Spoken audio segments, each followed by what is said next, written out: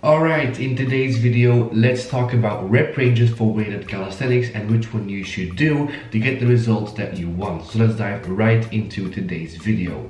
Every single time that you're training, you pretty much have the choice of working in one of the three main rep ranges, aka strength, hypertrophy and endurance. And I'm gonna go over each and every one of them quite briefly. First of all, let's start out with the strength rep range, and this is going to include sets from 1 all the way up to 5 reps, aka you're going to be working with relatively high intensity and quite heavy weight and doing that for quite a low amount of reps. And the result of doing this is that you're obviously going to get stronger, and this is mainly due to neurological adaptations, aka your body using more muscle fibers and improving technique in order for you to move a heavier weight. Or pretty much the short version of it, handling heavier loads is going to get you better at handling heavier loads. And who should work in this rep range? Mainly people whose goal it is to get stronger on exercises, like a high 1 rep max on weighted pull-ups or on weighted dips. Or people who want to become more explosive, aka do higher pull-ups or get a much cleaner muscle up.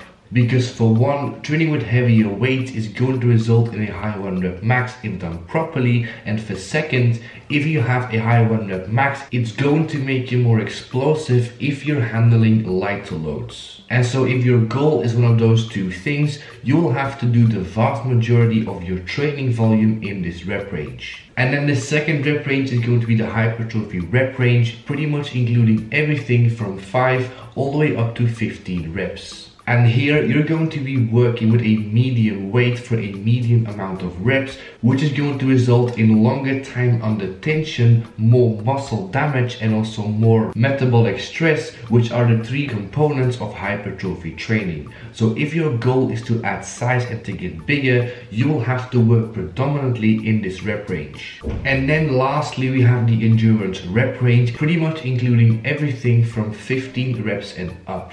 And here you're going to be working with relatively lighter weights and doing much more reps with that weight, resulting in sets of 15 reps and above. And doing these high rep sets is obviously going to get you better at these high rep sets, because you're pretty much teaching the body to execute that movement more efficiently and dealing with the lactic acid that much better. And so if your goal is to get better at high rep sets or just to generally improve your athletic ability, this is the best rep range for you to train in. And then also a small side note when talking about rep ranges, these are guidelines, not numbers written in stone, because whenever you're training for hypertrophy, you are still going to get stronger because there is some carryover effect in between rep ranges. Because for me, for example, for the last 4 years, I pretty much only have been doing low rep work, but still I have built muscle and I've also built endurance. So there is some carryover in between these rep ranges. So it's not like working in the strength rep range is only going to get you stronger, working in hypertrophy range is only going to get you bigger, and working in the endurance rep range is only going to get you better at endurance.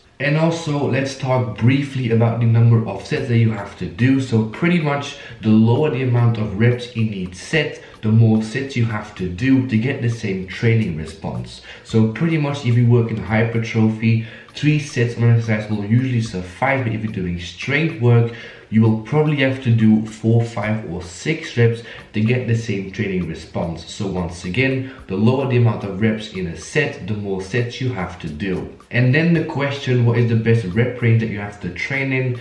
Now, once again, I've said this a billion times before in videos, but this question, there is no right answer to this question, because the goal of the individual itself is going to determine in what rep range that person is going to be working in. So if your goal is to get stronger, you will have to work in a strength rep range, and the same goes for endurance and hypertrophy training. And like I talked about in my weighted pull-up mistakes video, the first thing you have to do is get your goal clearly laid out in front of you and then train accordingly. But what is my recommendation? I personally will recommend you guys to do a mixture of both, especially mixing strength training and hypertrophy training. And if you guys have been watching my training videos over the last few months, you guys know that I'm a massive fan of top and back off sets, aka do one set in the strength rep range, followed by 3 sets in the hypertrophy rep range to pretty much get the best of both worlds,